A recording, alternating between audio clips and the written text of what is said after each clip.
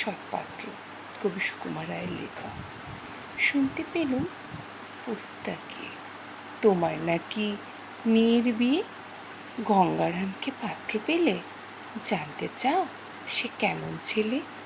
মন্দ নয় সে পাত্র ভালো, রং যদিও বেজায় কালো, তার উপরে মুখের গঠন অনেকটা ঠিক পেঁচার মতো। বিদ্যে বুদ্ধি বলছে মশাই, ধন্যী ছেলের অধ্যবসায়। 19টি বার ম্যাট্রিক এসে ঘায়েল হয়ে থামল শেষে। বিষয় আশয় গরিব বেজায়, কষ্টে সৃষ্টি দিন চলে যায়। মানুষ তো নয় ভাইগুলো তার, একটা পাগল একটা গোয়ার, আরেকটি সেই তৈরি ছেলে, জাল করে নোট গেছেন জেলে।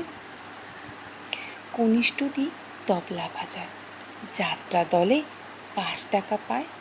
গঙ্গারাম তো কেবল ভোগে পিলের জ্বর আর পাণ্ডুরোগে, কিন্তু তারা উচ্চ ঘর, কংসরাজের বংশধর।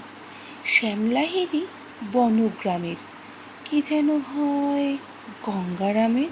যাই হোক, এবার পাত্র পেলে, এমন কি আর মন্দ ছেলে?